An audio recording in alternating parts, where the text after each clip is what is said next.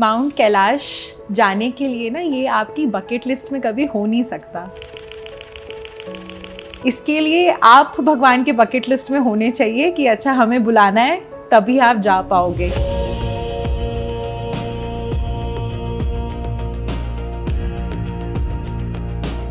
आज तक मानसरोवर के बारे में सिर्फ सुना है। तो हिंदूज़ में ऐसा बहुत फैमिलीज़ में होता है कि आप सिर्फ कैलाश मानसरोवर सुनते हो, लेकिन खुद अपनी आंखों से किसी दिन देखोगे वो एकदम सपना लगता है। जैसे ही बस में बैठे और वो शेरपा ने जैसे ही बोला कि अच्छा अब अपने लेफ्ट में आपको कैलाश पर्वत दिखेगा थोड़ी देर बाद, तो बिल्कुल आंसू आने लग गए। कुछ तो रीज़न होगा कि पूरी दुनिया इसको बोलती है कि एक स्पिरिचुअल सेंटर है, कुछ तो रीज़न होगा। बहुत ही ग्रेटफुलनेस, बहुत ही ब्लेस्ड फील हो रहा था उस मोमेंट पे। ऐसे लग रहा था कि दुनिया की सब प्रॉब्लम्स हो जाएगा, सब ठीक हो जाएगा। हम राक्षसताल रुके थे, जो कि आपका पहला स्टॉप होता है जहाँ से आपको कैलाश पर्वत के दर्शन होते हैं। अब राक्षसताल को बोला जाता है कि ये मानसरोवर का बिल्कुल ही ऑपोजिट लेक है। जैसे मानसरोवर काफ़ी मीठा पानी होता है, ये काफ़ी खारा पानी होता है। यहाँ पे यार आपको कोई भी जीव जंतु नहीं दिखेंगे, बिल्कुल स्टिल पानी है, ऐसा लगेगा किसी ने कुछ पेंटिंग की हो जैसे। लगभग 2 बजे मैं गई मानसरोवर के पास। उसके बाद जो मैंने देखा है ना, वो बिल्कुल मैजिक शो था। इतने स्टार्स होंगे कि इतनी सी जगह नहीं होगी जो बची हुई होगी। एक स्काई फुल ऑफ स्टार्स जो बोला जाता है, वो बिल्कुल उस दिन आपको दिखेगा। टोटल नंबर ऑफ डेज कितने लग जाते हैं? तो ये डिपेंड करता है, लगभग कॉस्ट कितना आ जाता है? तो ये भी डिपेंड करता है कि आप कौन सा रूट ले रहे हो। अगर आप इवन कुछ लोग तो ये भी कहते हैं कि जो माउंट कैलाश है वो एक टाइम मशीन है। क्या ऐसा सच है?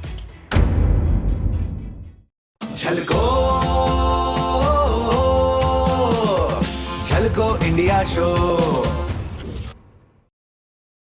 दोस्तों, आपने माउंट कैलाश की बहुत सारी मिस्ट्रीज तो काफ़ी सुनी होंगी, बहुत सारे रहस्य जुड़े हुए हैं, आपने काफ़ी अलग अलग लोगों से सुने हैं। लेकिन आज हमारे साथ में एक ऐसे मेहमान हैं जो माउंट कैलाश की परिक्रमा करके आए हैं। नाम है इनका अनुजा जैन।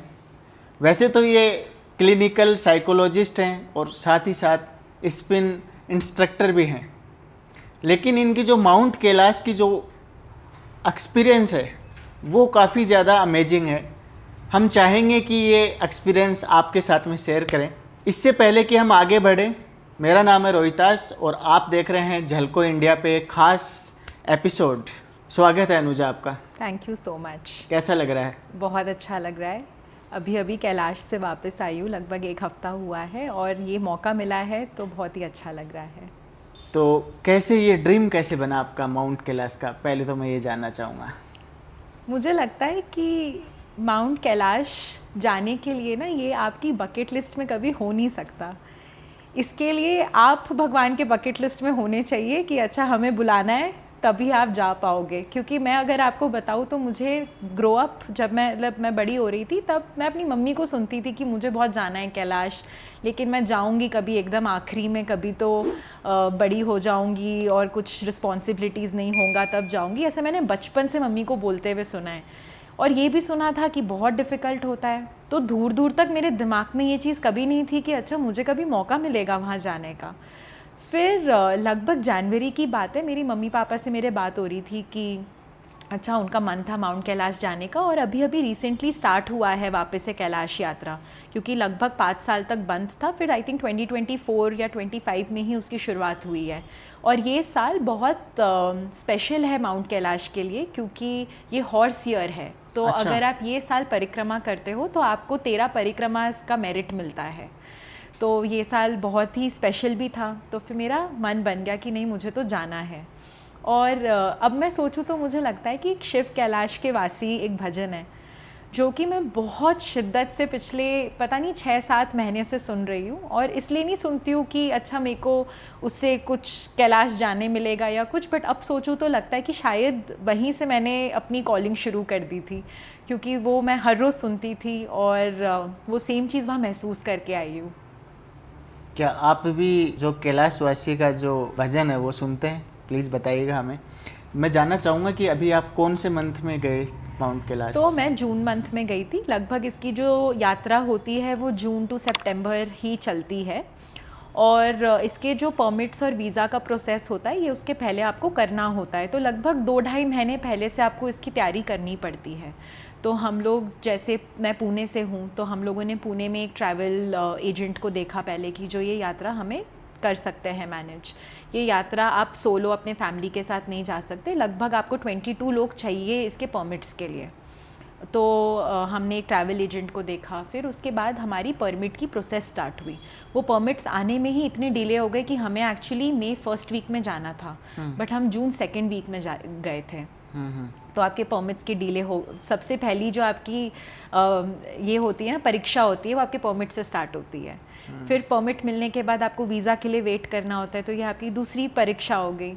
और उसके बाद फिर आपको मैं और परीक्षाओं के बारे में बताऊंगी जो ये जर्नी में आपको महसूस होगी। तो जैसे जून 2nd वीक के लगभग मैं पुणे से लखनऊ के लिए निकली थी, और जितने भी लोग हेलीकॉप्टर के वाया जाना चाहते हैं उनके लिए लखनऊ ही मीटिंग पॉइंट होता है, क्योंकि लखनऊ से नेपालगंज पास पड़ता है। तो आपका वो बाई रोड 6 घंटे की जर्नी होती है, और बहुत इजी, कोई भी डिफ़िकल्टी नहीं होती। आपके जो भी ट्रैवल एजेंट्स होंगे वो आपको बाय रोड सब फैसिलिटी दे देंगे। अब नेपालगंज पहुंचने के बाद ही आपको महसूस होने लग जाएगा कि अच्छा, आप यहाँ पे एक यात्रा के लिए आए हो। नेपालगंज के लिए आपको, नेपाल जब बॉर्डर आप क्रॉस करोगे, थोड़ा सा ध्यान रखना पड़ता है अपने सामानों का, क्योंकि आपको सारे जितने लगेज होंगे सब निकालने होंगे, उसको वापस से लोड करना पड़ेगा। उस बीच में वहाँ पे चोरियाँ भी होती है, तो थोड़ा सा संभल के काम करना पड़ता है। फिर नेपालगंज पहुँचने के बाद आप बहुत सारे यात्रियों से मिलोगे, क्योंकि काफ़ी लोग यात्रा ख़त्म करके आए हुए होंगे, काफ़ी लोग आप ही के साथ जा रहे होंगे, तो आपको सारे यात्री वहाँ पे मिलेंगे। और आपके जो भी नेपाल के ट्रैवल कंपनी होगी जो आगे ऑपरेट करेंगे, आपकी मुलाकात उनसे भी वहाँ पर होगी। जिस दिन आप नेपालगंज पहुँचोगे, ओरिएंटेशन होता है उस दिन शाम को कि आगे चल के क्या डिफ़िकल्टीज़ होगी, क्या परेशानियाँ होंगी, ये ट्रिप में क्या एक्सपेक्ट करना, आपके डूज़ एंड डोंट्स क्या है इस ट्रिप के। तो आपको लगभग वो दिन सब पता चल जाता है। नेपालगंज एक स्पॉट होगा जहाँ पर आपका लगेज उसके आगे नहीं जाएगा, तो आपके जितनी भी सूटकेसेस, बैग्स आप अपने अपने सिटी से लेके आए हो, सब वहाँ पे आपको छोड़ देना होता है। और वो आपको डफल बैग देंगे जिसमें सिर्फ 15 kg अलाउड होता है। आपका एक हैंड बैग होगा जिसमें आप लगभग 5 kg सामान रख सकते हो, और डफल बैग सबका ही 15 kg का सामान लेगा। फिर जितनी भी इम्पॉर्टेंट चीज़ें जो आपको अपने यात्रा के लिए लेके जानी है, आप वही लेके जाओगे, बाकी सब सामान आप नेपालगंज में छोड़ देते हैं। नेपालगंज से आपका जो फर्स्ट स्पॉट होगा वो आपका सिमीकोट करके एक जगह होती है, जो लगभग 3000 मीटर के ऑल्टीट्यूड पर है, और बहुत ही प्यारी सी छोटी सी एक जगह है नेपाल में। वहाँ पे पहुँचने के लिए छोटी फ़्लाइट्स, एयरक्राफ्ट्स होती है जो 20 लोगों को लगभग लेके जाती है। अब ये एयरक्राफ्ट्स भी पूरी वेदर डिपेंडेंट होती है। हम काफ़ी किस्मत वाले थे कि हमें बहुत इजीली मिल गई थी ये फ़्लाइट, ज़्यादा डिले नहीं थे, बट अगर डिलेज़ होते तो आपको वापस यू टर्न आके अपने नेपालगंज होटल में रुक जाना होता है।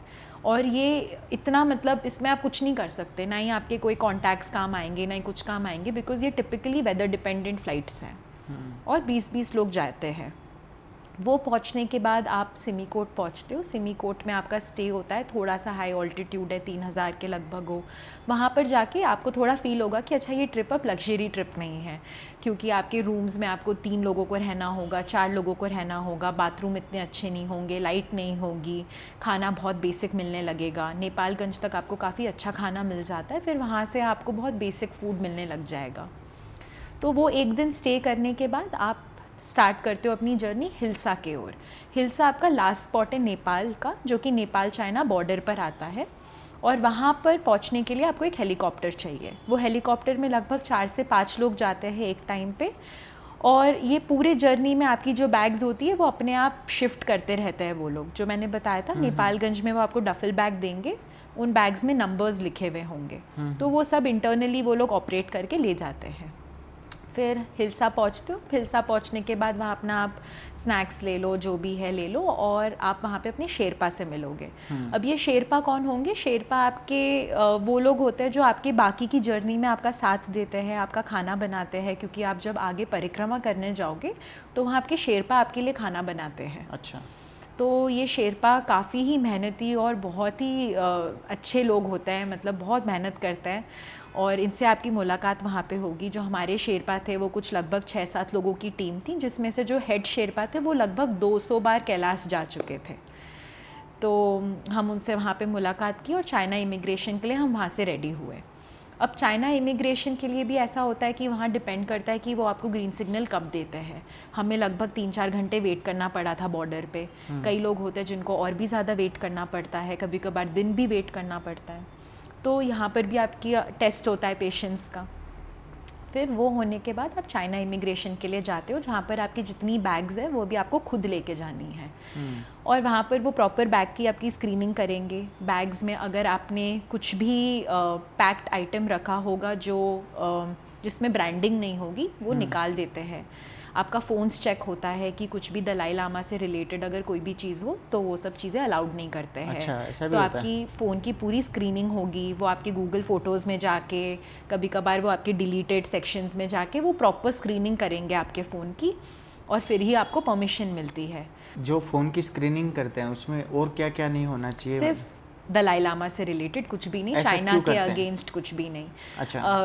तो दलाई लामा और चाइना का जो मैंने सुना है लगभग कुछ इंटरनली कॉन्फ्लिक्ट्स और ये सब चीज़ें जिसके कारण वो नहीं अलाउ करते हैं। And they are very strict about it कि बिल्कुल भी परमिशन नहीं है उस चीज़ की। तो बहुत केयरफुल रहना पड़ता है। अगर ऐसा कुछ भी हो तो वो आपको जाने ही नहीं देंगे बिल्कुल भी। तो थोड़ा अपने बैग का ध्यान रखना है। बैग्स में भी क्या रख रहे हो, फ़ोन में भी क्या चीज़ें हैं। बैग्स में स्टोन्स रखना या फिर कुछ भी इस टाइप की चीज़ें रखना अलाउड नहीं होता है। और ये शेरपा यहाँ तक भी साथ रहते हैं? हाँ, अभी शेरपा आपके साथ रहेंगे। रहेंगे। अभी हिल्सा से अभी पूरे जर्नी में शेरपा आपके साथ रहेंगे, क्योंकि आप अभी जहाँ पर भी रुकोगे वहाँ पे शेरपा ही आपका खाना बनाएंगे। ठीक है। तो अभी हम चाइना के बस में बैठ जाते हैं और वहाँ पे फिर आपको और हिट होने लग जाता है कि अच्छा अब तो आप कैलाश से और नज़दीक आ गए हो। और अभी आप लगभग 4000 के ऑल्टीट्यूड पर हो, तो आप अभी अच्छे खासे हाइट पर हो। और बहुत ही प्यारी, बहुत ही ब्यूटीफुल फीलिंग होती है वो ऐसी फीलिंग होती है कि आपको लगता है कि आप यहाँ पे सिर्फ भगवान के बुलावे के कारण आए हो। और आप कुछ भी मान्यता रखो, बट वो टाइम पे आपको फील होगा कि आपसे बड़ा कुछ तो है इस दुनिया में। बहुत प्यारी फीलिंग होती है। हम जैसे ही इमिग्रेशन ख़त्म किए हम पहुँचे टकलाकोट, जहाँ पर हमारा एक दिन का स्टे था। ये लगभग 4500 मीटर ऑल्टीट्यूड पर होता है। अब ये काफ़ी अच्छा ऑल्टीट्यूड है। यहाँ पर अपना ध्यान रखना बहुत ही इम्पॉर्टेंट है कि आप ज़्यादा मतलब नहा नहीं रहे हो, मतलब पहुँचते ही ज़्यादा एक्टिविटीज़ नहीं कर रहे हो, थोड़ा सा धीरे और आराम से चीज़ें कर रहे हो, वार्म वाटर पीते रह रहे हो। बहुत लोग डायमॉक्स की जो दवाई होती है ऑल्टीट्यूड की वो भी वहीं से लेना शुरू कर देते हैं। जिस दिन मैं पहुंची थी उस दिन मुझे बहुत ज़्यादा सिम्टम्स शुरू हो गए थे। वहाँ पे मुझे बहुत सिवियर हेडेक था।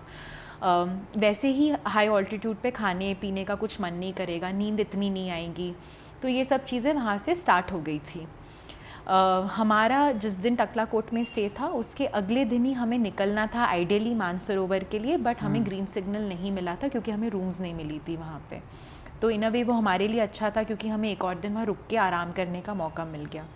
तो टकलाकोट भी बहुत ही ब्यूटीफुल सी एक सिटी है।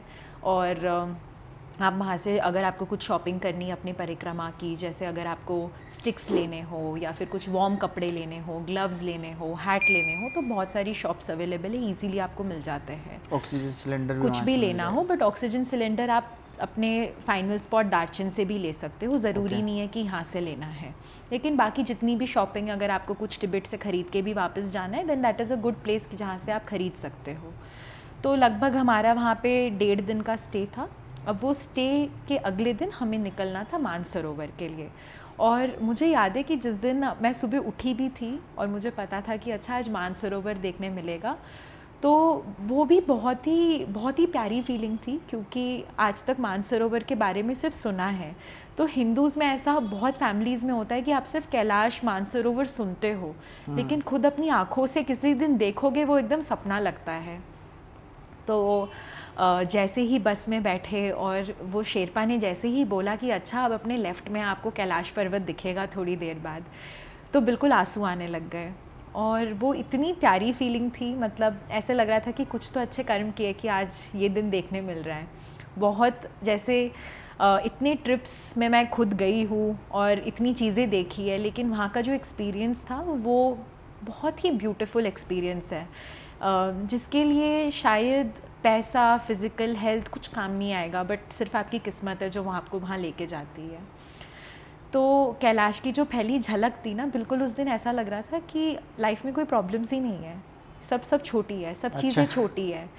ऐसा लग रहा था कि सब ठीक हो जाएगा, कोई चीज़ की टेंशन नहीं लेनी है। और वहाँ से आपके जो हर एक दिन होंगे ना, वो बिल्कुल इतने फास्ट जाएंगे, क्योंकि आपको कुछ रियलाइज़ ही नहीं होगा कि टाइम कहाँ जा रहा है, आपको कैसा फील हो रहा है। आपको हर एक क्षण ऐसे लगेगा प्रोटेक्ट करना है भगवान के साथ। तो वो बहुत ही ब्यूटीफुल फीलिंग थी। हम रक्षस्थल रुके थे, जो कि आपका पहला स्टॉप होता है जहाँ से आपको कैलाश पर्वत के दर्शन होते हैं। अब रक्षस्थल को बोला जाता है कि ये मानसरोवर का बिल्कुल ही ऑपोजिट लेक है। जैसे मानसरोवर काफ़ी मीठा पानी होता है, ये काफ़ी खारा पानी होता है। यहाँ पे यार आपको कोई भी जीव जंतु नहीं दिखेंगे, बिल्कुल स्टिल पानी है, ऐसा लगेगा किसी ने कुछ पेंटिंग की हो जैसे। ठहराव, बहुत ही ठहराव, और बहुत मतलब अपने में ही उस जगह का एक अलग मज़ा है। लेकिन वहाँ पे ज़्यादा देर रुकना मना करते हैं, क्योंकि बोलते हैं वहाँ की एनर्जीज़ इतनी अच्छी नहीं होती है। तो हम लोग वहाँ लगभग 10-15 मिनट रुके थे, और वहाँ से हमने फिर अपनी मानसरोवर की जर्नी स्टार्ट की थी। अब धीरे धीरे आप देखते रहोगे, सोचते रहोगे कि अच्छा आपने अभी कैलाश को देखा है, और कुछ ही सेकंड में आपको मानसरोवर के दर्शन हो जाएंगे।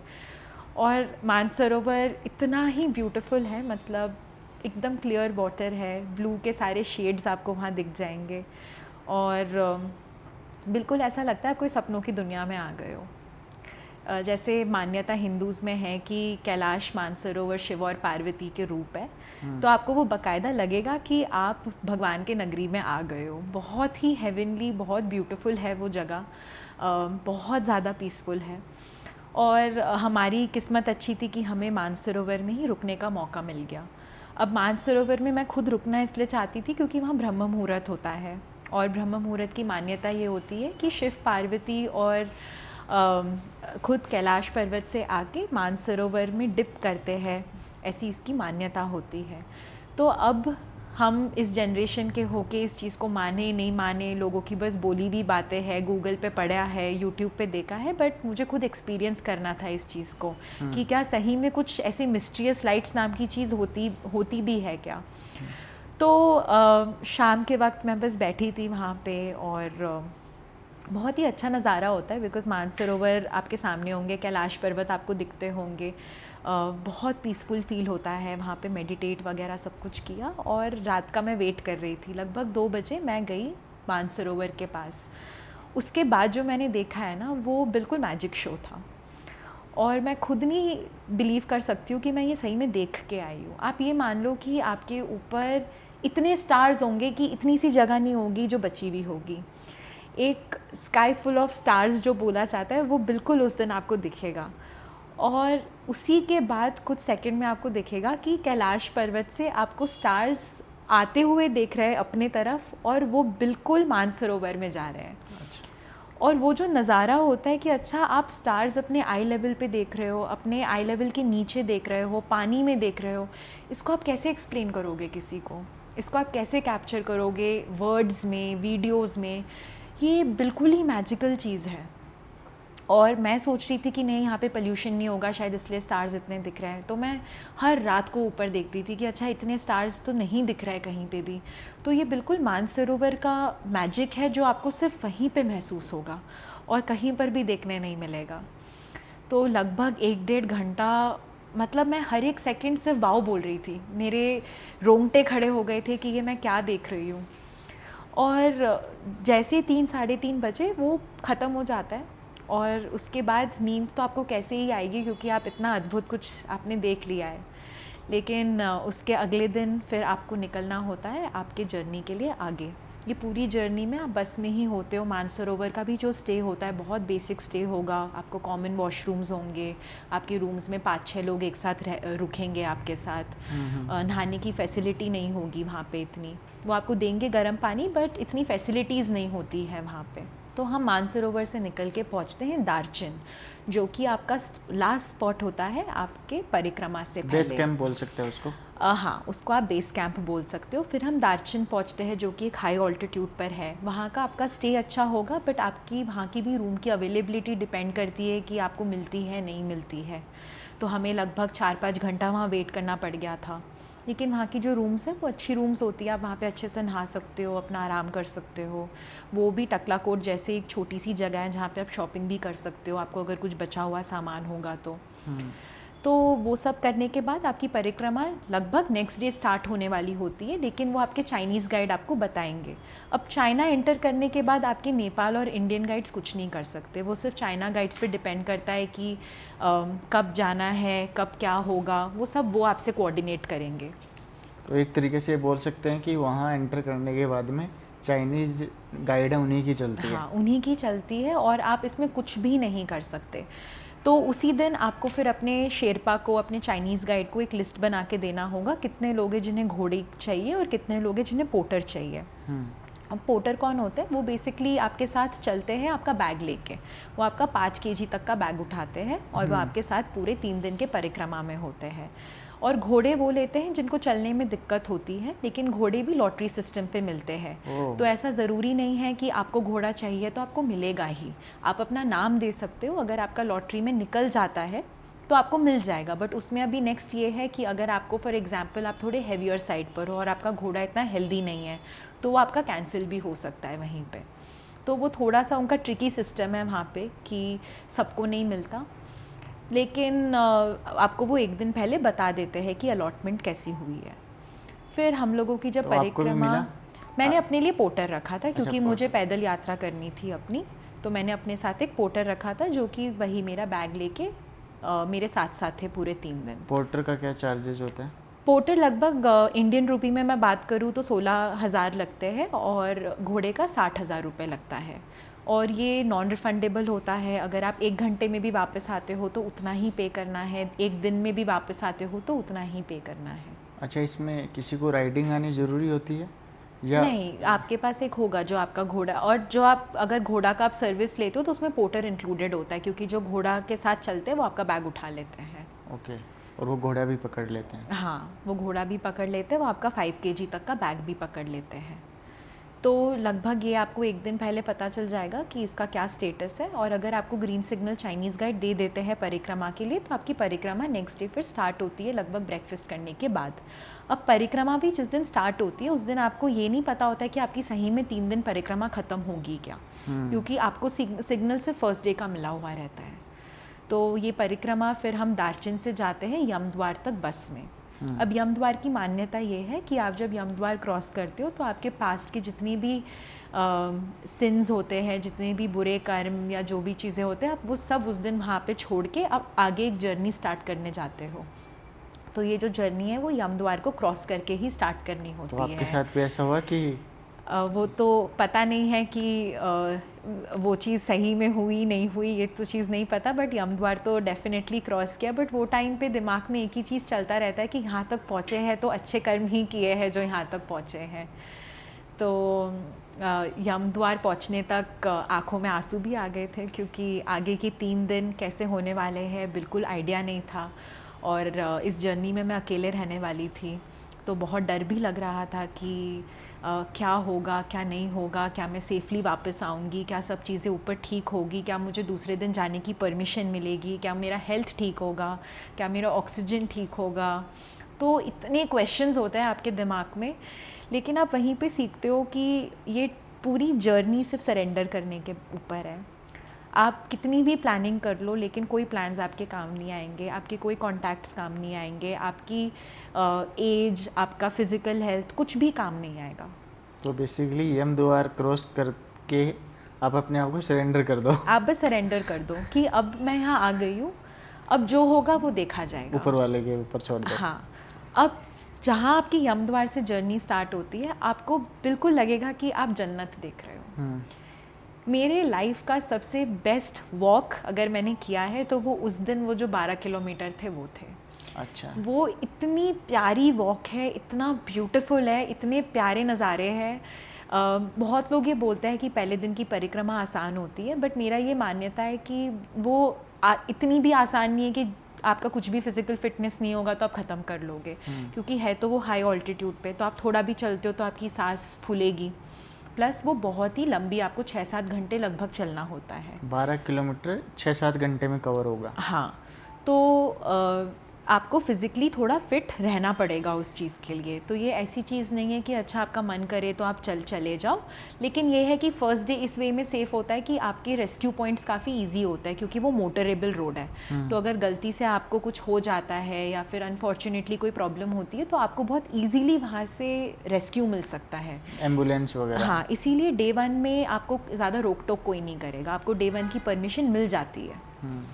अब बात होती है कि आप डे 1 जब थके हारे पहुँचते हो तब वहाँ पर आपको नॉर्थ फेस कैलाश के दर्शन होंगे, और वो आपके बहुत ही पास से दर्शन होंगे। वहीं पर आपके चरण स्पर्श भी है। अब चरण स्पर्श इनर कोरा का पार्ट होता है, तो इसमें ऐसा है कि आप जब परिक्रमा करते हो तो परिक्रमा को कोरा भी बोला जाता है। यूजुअली जो लोग परिक्रमा करते हैं वो आउटर कोरा करते हैं, आउटर कोरा, और ये 52 किलोमीटर्स का माउंट कैलाश के इर्द गिर्द परिक्रमा होती है। जो आपका इनर कोरा है वो परिक्रमा ज़्यादा डिफ़िकल्ट होती है और हाई ऑल्टीट्यूड पर होती है, और वो आपके नंदी पर्वत के आसपास होती है, और उसकी जो परमिशन होती है वो आपको स्पेशल परमिशन लेनी पड़ती है, जो इंडियंस के लिए कम्प्लीटली बैंड है। तो वहाँ टिबेटियंस जाते हैं, वहाँ पे आपको सप्तऋषि के गुफाएं दिखेंगे इनर कोरा में, और वहीं पे एक पार्ट है चरण स्पर्श करके। तो मैं जैसे ही अपने फर्स्ट डे पे पहुंची, दार्चन से यमद्वार से अब आप देरापुख पहुंचते हो, जहाँ पे आपको नॉर्थ फेस के दर्शन होते हैं। तो मेरी किस्मत इतनी अच्छी थी कि मुझे चाइनीज़ गाइड ने अलाउ कर दिया कि अच्छा आप ऊपर चले जाओ, आप चरण स्पर्श देख के आओ। और मैं तो बहुत थकी हारी थी, मतलब बहुत ज़्यादा थक गई थी उस दिन, लेकिन मैंने कहा ये मौका वापस ज़िंदगी में नहीं मिलेगा। तो मैं उस मोमेंट में सब भूल गई कि क्या थकी हूँ, क्या पैर में दर्द हो रहा है, क्या हो रहा है। मैंने अपने शेरपा को बोला कि मेरे साथ आप प्लीज़ चलो। वो जो मोमेंट था वहाँ पे आप समझ लो कि पर्वत वहाँ है जहाँ आप बैठे हो और मैं यहाँ पे हूँ, वहाँ कोई इंसान नहीं, सिर्फ मैं और मेरे शेरपा थे। और मैं सच बता रही हूँ, मैं वहाँ सिर्फ आधा घंटा रोई हूँ। वो जो फीलिंग थी ना कि आपके सामने आप इतनी मैजिकल कोई चीज़ देख रहे हो, वो सिर्फ एक पर्वत नहीं है, और वहाँ की जो एनर्जीज़ है वो आप वहाँ जाओगे ही तो ही एक्सपीरियंस कर पाओगे। कुछ तो रीज़न होगा कि पूरी दुनिया इसको बोलती है कि एक स्पिरिचुअल सेंटर है, कुछ तो रीज़न होगा। और वो इतना पावरफुल वो टाइम पे फील हुआ कि मेरी आंसू रुक ही नहीं रहे थे। मुझे ऐसा लग रहा था कि सही में ये क्या देख रही हूँ मैं। बहुत ही ग्रेटफुलनेस, बहुत ही ब्लेस्ड फील हो रहा था उस मोमेंट पे। ऐसे लग रहा था कि दुनिया की सब प्रॉब्लम्स हो जाएगा, सब ठीक हो जाएगा, लेकिन ये देख लिया अब सब ठीक हो जाएगा, बिल्कुल ये फीलिंग आ रही थी उस दिन। फिर उसके लगभग हम फिर नीचे आए थोड़े देर बाद, और वो मोमेंट मुझे नहीं लगता मैं अपने लाइफ में कभी भूल पाऊँगी। वो मेरी पूरी जर्नी की सबसे स्पेशल, ऐसा लग रहा था वो मेरा मी टाइम है। अच्छा। बहुत ही अच्छा फीलिंग था वो। उसके बाद आप जैसे ही वापस नीचे आते हो तो आप बिकॉज थके हारे हो, आपको अगले दिन बहुत जल्दी अपनी परिक्रमा शुरू करनी होती है, तो आप डिनर कर लेते हो। अब डिनर में आपको बहुत बेसिक सिर्फ खिचड़ी मिलेगा, कुछ भी और नहीं मिलेगा, आपका खाने की भी ज़्यादा इच्छा नहीं होगी, तो आप लगभग थोड़ा बहुत खिचड़ी खा के आप अपने सोने की तैयारी करते हो। अब सोने के लिए जो रूम्स होते हैं वो आप समझ लो कि ऑलमोस्ट 100 लोगों के बंक बेड्स एक साथ होंगे, आपको वैसे ही सोना होगा, आप नहा नहीं सकते हो पूरे परिक्रमा के दौरान। वॉशरूम्स होंगे लेकिन वो बहुत ही ख़राब हालत में है, तो जनरली आपको ओपन में ही यूज़ करना होता है। तो मैं समझ लो 10 बजे तक सोने गई थी और आपको 4 बजे उठना पड़ेगा नेक्स्ट डे के लिए। अब जो सेकेंड डे की परिक्रमा होती है वहाँ पर आपको फिर चाइनीज़ गाइड रोक सकते हैं, क्योंकि डिपेंड करता है कि वेदर कंडीशंस ऊपर कैसी है, आपके ग्रुप का फिज़िकल फिटनेस कैसा है, क्या उनको सही में कॉन्फिडेंस फील हो रहा है आपको भेजने में। क्योंकि एक बार आप सेकेंड डे की परिक्रमा स्टार्ट करते हो तो वहाँ रेस्क्यू पॉइंट्स नहीं हैं। तो अगर आपको थोड़ी भी प्रॉब्लम्स होती है ऑक्सीजन से रिलेटेड, आपके हेल्थ से रिलेटेड, तो वो बहुत फेटल हो सकता है आपके लिए। तो वो बहुत केयरफुल होते हैं उस डिसीजन को देने में। वापस से बहुत अच्छी किस्मत थी कि सेकेंड डे के लिए ग्रीन सिग्नल मिल गया।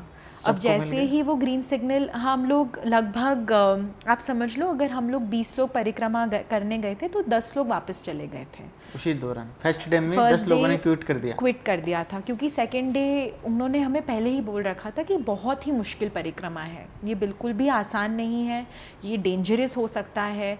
क्योंकि अगर आपके ब्रेन में ऑक्सीजन कम होता है तो आपके पास कुछ मिनट भी नहीं, कुछ सेकंड होते हैं, तो वो अगर कुछ भी ऊपर प्रॉब्लम होता है तो बचाने के लिए बहुत कम सिचुएशंस है वहाँ पे।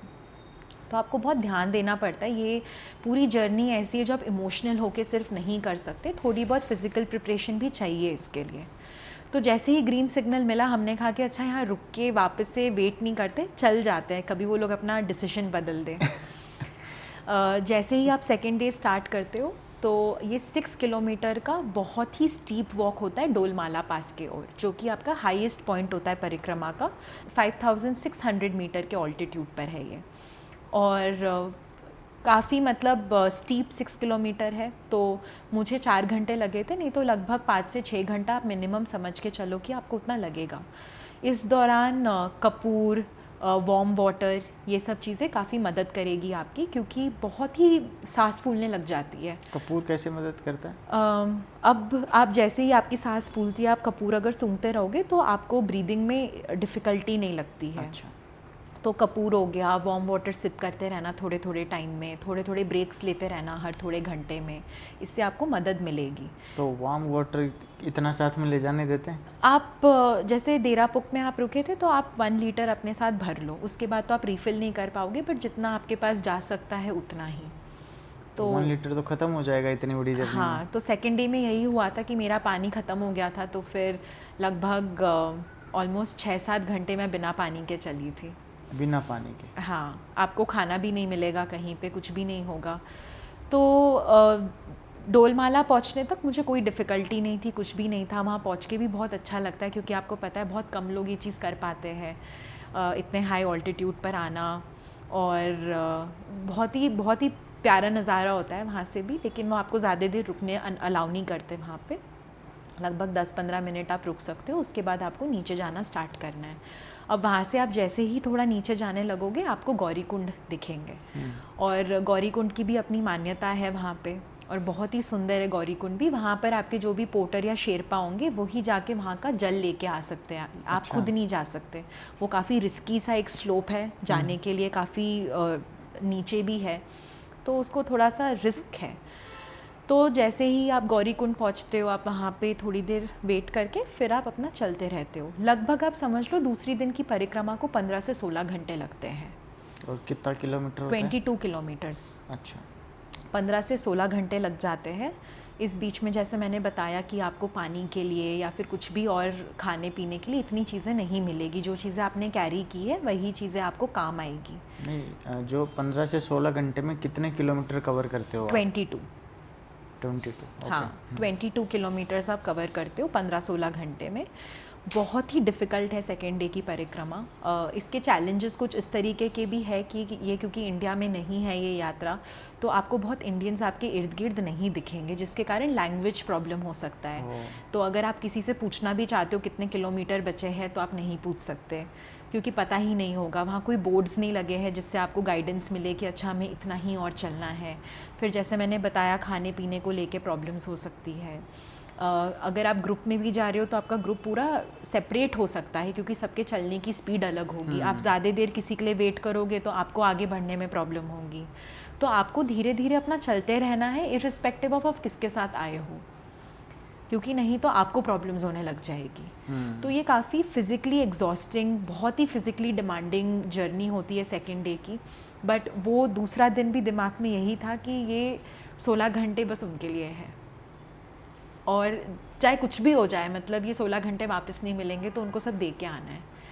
बिल्कुल यही चल रहा था हर एक स्टेप में, क्योंकि मैं जब तक आखिरी में पहुंच गई थी मेरे पैर में छाले पड़ गए थे, बहुत ज़्यादा पैर दर्द हो रहा था, बहुत ज़्यादा पूरा शरीर एकदम टूट रहा था मेरा।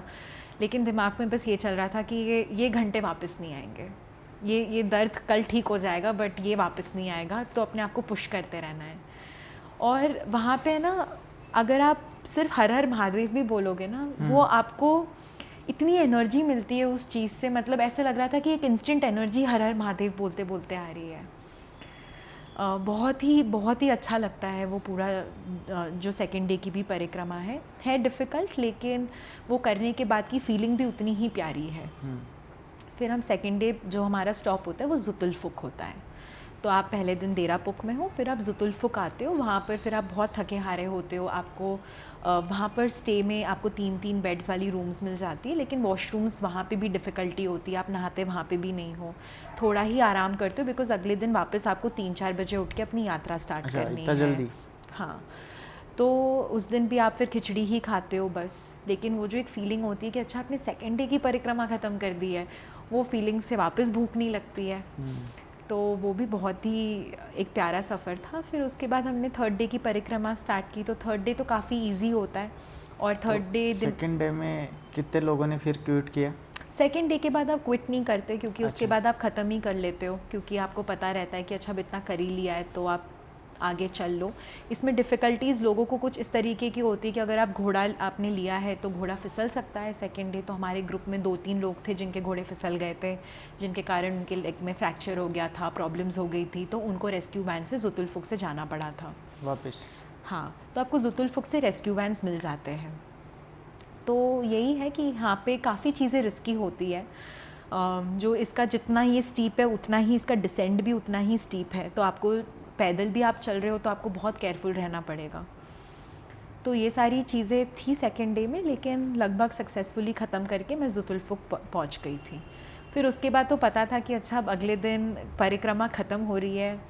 तो बचपन से जो सुना हुआ था कि इसकी परिक्रमा करना इतनी बड़ी बात होती है, इतनी इम्पोर्टेंट चीज़ होती है, वो ऐसा लग रहा था कि कितनी बड़ी चीज़ कर ली है और सही में कर ली है। विश्वास ही नहीं हो रहा था, ऐसा लग रहा था कि यहीं पे काश टाइम रुक जाए, बस आगे ही ना बढ़े।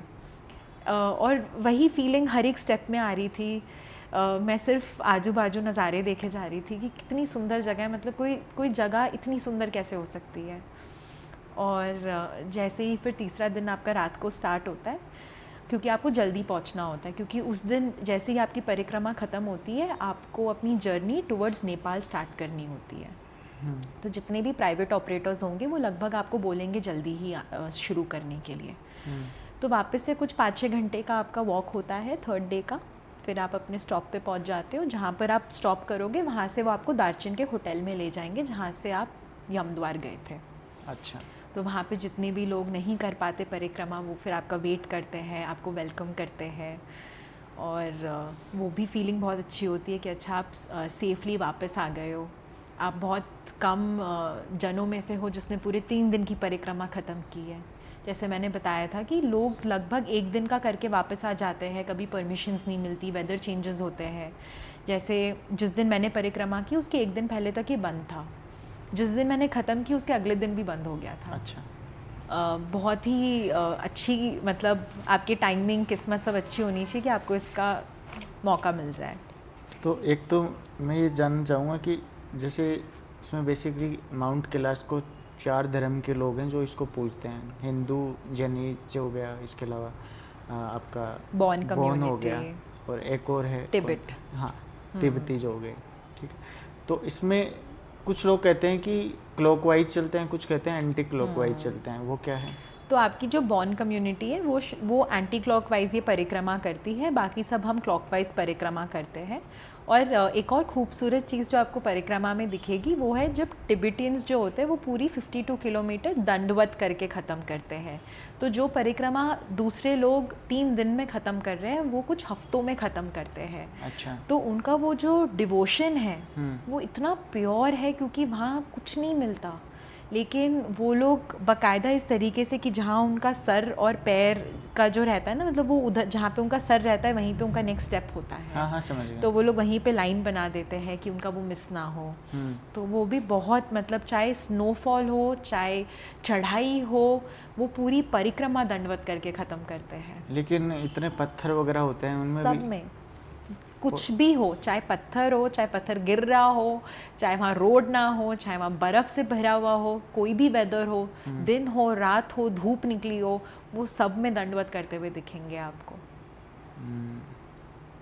अच्छा, एक चीज़ और है कि जो माउंट कैलाश है वो मतलब अपने माउंट एवरेस्ट है, एवरेस्ट से भी मतलब अराउंड 2000 या 2200 मीटर की मतलब से नीचे है, फिर भी मतलब उस पे लोग नहीं चढ़ पा रहे हैं। हाँ, क्यों नहीं चढ़ पाया आज तक कोई माउंट इसकी कैलाश अभी तो पे? ये कम्प्लीटली बैंड है स्पिरिचुअल रीजंस के कारण, क्योंकि इसको माना जाता है ये अर्थ का स्पिरिचुअल सेंटर है। इसकी काफ़ी कम्युनिटीज़, जैसे आपने बताया, वो अपनी मान्यता उस पर रखते हैं, तो वो अभी बैंड ही है कि उस पर कोई नहीं जा सकते। बट पास्ट में भी जिन्होंने भी कोशिश की है, या तो वो खुद ही वापस आ गए हैं, या तो उनकी मृत्यु हो गई है, या कोई उनको ढूंढ नहीं पाया है। तो माउंट कैलाश इसीलिए कोई नहीं चढ़ पाते, लेकिन उसकी फिर बहुत हज़ारों सालों तक उसकी परिक्रमा होते हुए आ रही है। अभी मैं अपने दर्शकों के कुछ छोटे छोटे डाउट्स हैं उनके रिगार्डिंग मैं कुछ क्वेश्चंस हैं वो लूँगा। तो एक तो जैसे टोटल नंबर ऑफ डेज कितने लग जाते हैं इस तो यात्रा में? ये डिपेंड करता है आप गवर्नमेंट के थ्रू जा रहे हो या प्राइवेट जा रहे हो। अगर आप गवर्नमेंट के थ्रू करते हो, ये कुछ लगभग 21 डेज़ की ट्रिप होती है, और ये भी लॉटरी सिस्टम से ही आप जाते हो। तो हर साल आपको गवर्नमेंट वेबसाइट पे दिख जाएगा और आपको अपना नाम वहाँ पे डालना है। लगभग 1000 लोगों को गवर्नमेंट के थ्रू परमिट्स मिलती है। ये साल 25,000 परमिट्स थी, जिसमें से 1000 गवर्नमेंट की थी और 24,000 प्राइवेट कंपनीज़ को मिली थी। लगभग कॉस्ट कितना आ जाता है? तो ये भी डिपेंड करता है कि आप कौन सा रूट ले रहे हो। अगर आप वो रूट लोगे जो मैंने लिया है हेलीकॉप्टर के वाया, तो लगभग पर पर्सन 4.5 से 5 लाख रुपए का बजट मन में रख के चलना होता है। और इसमें जैसे जब बुकिंग करवाते हैं तब इनिशियली वो कितना लेते हैं? तो या सारा एक आपकी- साथ लेते हैं पैसा? हाँ, वो सारा एक ही साथ हम लोगों ने दे दिया था, लेकिन बाकी अगर हर ट्रैवल का कुछ अलग होगा तो मुझे उसका आइडिया नहीं है। बाकी बेस्ट वेदर? इसका जून से लेके सितंबर ही बेस्ट वेदर होता है, क्योंकि उसके बाद वहाँ पे स्नोफॉल बहुत हैवी होने लग जाता है। ठीक है। और मेडिकल इमरजेंसी वगैरह होती है तो उस केस में क्या रहता तो अगर आप दार्जिलिंग में हो, जो कि इसका बेस कैंप है, तो मेडिकल इमरजेंसीज के लिए ज़्यादा टेंशन नहीं है। जैसे मैंने बताया, ऑक्सीजन सिलेंडर्स आपको रूम्स में मिल जाएंगे, प्लस वहाँ पे आप मोटरेबल जगह पर हो, तो कुछ भी इमरजेंसी है लोग आपकी मदद कर सकते हैं। प्रॉब्लम सिर्फ आपके सेकेंड डे ऑफ परिक्रमा में है कि उस दिन कोई इमरजेंसी होती है तो आपकी प्रॉब्लम होगी। इसीलिए इसको ज़्यादा इमोशनल होके नहीं करना है, अपने हेल्थ का ध्यान रखते हुए ये परिक्रमा करनी है। फर्स्ट डे भी कुछ भी होता है तो मैंने बताया था कि रेस्क्यू पॉइंट्स इजी है। सिर्फ सेकेंड डे, पूरे आपके जर्नी में एक सेकेंड डे है जिसमें आपको केयरफुल रहना है। कुछ दर्शकों के कुछ रूमर्स हैं जो वो इंटरनेट पे काफ़ी ज़्यादा सुनते रहते हैं। जैसे एक तो ये रूमर काफ़ी चलता है कि वहाँ जब जाते हैं तो नाखून और बाल बहुत बढ़ते हैं। तो क्या मैं ऐसा सच है? मैं भी इसीलिए अपने नेल्स का ये सब मैं फ़ोटो लेके गई थी कि मैं देखूंगी आने के बाद बड़े हैं क्या, बट मुझे ऐसे कुछ लगा नहीं कि नेल्स कुछ बढ़ गए हैं या बाल कुछ ज़्यादा बड़े हैं। वो चीज़ एक्सपीरियंस नहीं हुई वहाँ पे। नहीं हुआ। नहीं। और इवन कुछ लोग तो ये भी कहते हैं कि जो माउंट कैलाश है वो एक टाइम मशीन है। क्या ऐसा सच है? ये सब चीज़ें वहाँ एक्सपीरियंस तो नहीं ऐसे महसूस हुई। ये ज़रूर लगता है कि वहाँ पे बहुत ज़्यादा मतलब आपके दिमाग के सारे विचार बंद हो जाएंगे। बहुत एक्सट्रीम लेवल पीसफुल साइलेंस ये फील होगा, बहुत लाइट फील होगा, दिमाग में कुछ भी नहीं चल रहा होगा, बहुत हल्का महसूस होगा। इसको काफ़ी ज़्यादा अटरली अनक्लाइमेबल बोला जाता है। हाँ, ऐसा क्यों? वो जैसे मैंने आपको बताया कि इसकी कुछ ऐसी भी मान्यता है कि इसका शेप इस तरीके का है कि एक पिरामिड के तरीके से शेप्ड है, जिसके कारण इसको चढ़ना बहुत ही एक्सट्रीमली डिफ़िकल्ट है। तो जिसके कारण अभी तो बिकॉज स्पिरिचुअल रीजंस के कारण भी लोगों को परमिशन नहीं मिलती है, बट इसका शेप भी कुछ इस प्रकार का है कि लोग नहीं चढ़ पाते। आप जब परिक्रमा कर रहे थे उस दौरान कुछ कॉस्मिक एनर्जी टाइप ऐसा कुछ आपको फील हो रहा था? जैसे मैंने बताया कि हर स्टेप में जहाँ मैं थक रही थी, अगर मैं बोलती थी ना जैसे हर हर महादेव या कुछ भी, तो वो चीज़ बहुत अंदर से एनर्जी दे रही थी, बहुत ज़्यादा अच्छा फील हो रहा था। और जैसे वो पूरे जर्नी में आपके आसपास कोई होता नहीं है, सब अपना अपना चल रहे हैं, सब अपना कर रहे हैं, तो आपके पास बहुत समय होता है कि आप अपने विचारों के साथ रहो, बिल्कुल एक्सपीरियंस करो वो टाइम पे कि क्या हो रहा है आपके इर्द गिर्द। आप जैसे मंदिर जाते हो कभी, तो मंदिर में भीड़ भाड़ होती है, आपको पता है आप यहाँ पे किसी के दर्शन करने आए हो, वहाँ पे वो फीलिंग नहीं है, क्योंकि आपका कोई एंड रिज़ल्ट नहीं है। आप इतना चढ़ के भी कोई मंदिर में नहीं जा रहे हो, आपका कोई एंड पॉइंट ही नहीं है। तो इट इज़, वो बोलते ना, आप एक अननोन टेरिटरी में फेथ के साथ चल रहे हो। हाँ, अब मैं आपसे ये जानना चाहूँगा कि माउंट कैलाश की यात्रा कर चुके हैं उसके बाद में आपके जीवन में क्या बदलाव आए? वो बदलाव को महसूस करने के लिए बहुत समय लगेगा। अभी मैं बस इतना बोल सकती हूँ कि मैं जब से वापस आई हूँ, वो जो फीलिंग है ग्रेटफुलनेस की, वो जो फीलिंग है लाइट, जो मैंने बताया था कि मेरे विचार काफ़ी ज़्यादा मुझे बहुत लाइट हेडेड फील हो रहा था, बहुत हल्का महसूस हो रहा था, वो फीलिंग अभी भी है मेरे साथ। जहाँ हर रोज़ ऐसा लगता है कि इतनी बड़ी चीज़ की है तो बाकी सब चीज़ें बहुत छोटी हैं। तो आपके जीवन में ये माउंट कैलाश की यात्रा है, ये कैसे मदद करेगी जीने में, बेहतर जीने में? ये तो मुझे अब आगे चल के समझ में आएगा कि ये मुझे कैसे हेल्प कर रही है। अभी मुझे 1 ही हफ़्ता हुआ है वापस आए हुए, तो बहुत ही कम टाइम है कि मैं इतना कुछ इसके बारे में बता सकूं। बट ये है कि हर इंसान ने वो एक बार एक्सपीरियंस करके आना चाहिए। वो इतनी ही प्यारी जगह है, इतनी ही सुंदर वहाँ की एनर्जी है कि अगर किसी को मौका मिलता है तो वो मिस नहीं करना चाहिए। कि जैसे इसमें एक एज लिमिट भी होता है कि इस एज तक की जा सकते हैं, क्या होता है? 70 इयर्स के ऊपर वो आपको परमिट नहीं देते हैं। और दूसरा, जैसे कोई बहुत ज़्यादा मोटा आदमी हो, तो मेरा वेट भी ज़्यादा यही हो, एक्सपीरियंस है कि अगर आप यहाँ पे सिर्फ इमोशनल होके मत जाओ, बिकॉज़ ये बहुत ही high altitude high risk place है। अगर आपका एज ज़्यादा है, आप फिज़िकली एक्टिव नहीं हो, फिट नहीं हो, तो इस टाइप की जर्नीज़ नहीं करना ही बेटर है, क्योंकि वहाँ डिफ़िकल्टीज़ होगी, बहुत सारी प्रॉब्लम्स होगी। हमारी किस्मत अच्छी थी कि हमें जहाँ पे भी हेडेक हो रहा था हमें एक एक्स्ट्रा स्टे मिल गया, नहीं मिलता तो हम भी बीमार पड़ सकते थे। तो इसीलिए सेफ साइड पे सब प्रिकॉशंस लेके चलना है। फिज़िकली फ़िट होना बहुत इम्पॉर्टेंट है इसके लिए। अगर कोई माउंट कैलाश की यात्रा करना चाहता है और वो अपने आप को पहले प्रिपेयर करना चाहता है जाने से पहले, हाँ। कि वो मतलब फिट रहे, वहाँ इजीली उस यात्रा को कर पाए, तो किस टाइप की एक्सरसाइज या ऐसी एक्टिविटीज़ जो बताई जाती हैं ऑपरेटर द्वारा या फिर आपने खुद ने फील की? तो मैं खुद फिटनेस में क्योंकि लगभग 9 साल से हूँ, तो मुझे स्पेशली कुछ करने की ज़रूरत नहीं पड़ी। बट मैंने क्योंकि ये जर्नी पूरा एक्सपीरियंस किया, तो मैं यही बोलूँगी कि स्ट्रेंथ ट्रेनिंग बहुत इंपॉर्टेंट है। जैसे ही जर्नी के पास आते रहोगे, वहाँ पर आप हर रोज़ लगभग 5 किलोमीटर वॉक करना, प्राणायाम करना, ये सब चीज़ें इंपॉर्टेंट रहेगी। बट ओवरऑल अगर आप 1 साल पहले से ट्राई कर रहे हो, तो स्ट्रेंथ ट्रेनिंग, अपने आप को स्ट्रॉन्ग बनाना बहुत इंपॉर्टेंट है इसके लिए, कि आप अपनी ब्रीदिंग कैपेसिटी इंप्रूव करो, लंग कैपेसिटी इंप्रूव करो, कि आप वो कम ऑक्सीजन में वहाँ सर्वाइव कर सको। बहुत ज़्यादा चलना पड़ता है, थोड़ा भी बैग लेके भी चलना पड़ता है, तो वो भी काफ़ी हैवी लगता है वहाँ पे। हर एक स्टेप, हर 2 स्टेप्स के बाद सांस बहुत फूलती है। तो ये सब चीज़ों के लिए आपको मेंटली फिज़िकली अपने आप को प्रिपेयर करना पड़ता है। बहुत खूबसूरत। तो दोस्तों, अभी तक आपने पूरा वीडियो देख ही लिया है, तो अपने चैनल को भी सब्सक्राइब करें। और ये बातचीत आपको कैसी लगी प्लीज़ आप कमेंट में ज़रूर बताइएगा। Har Har Mahadev. Thank you. Har Har Mahadev. Jhalko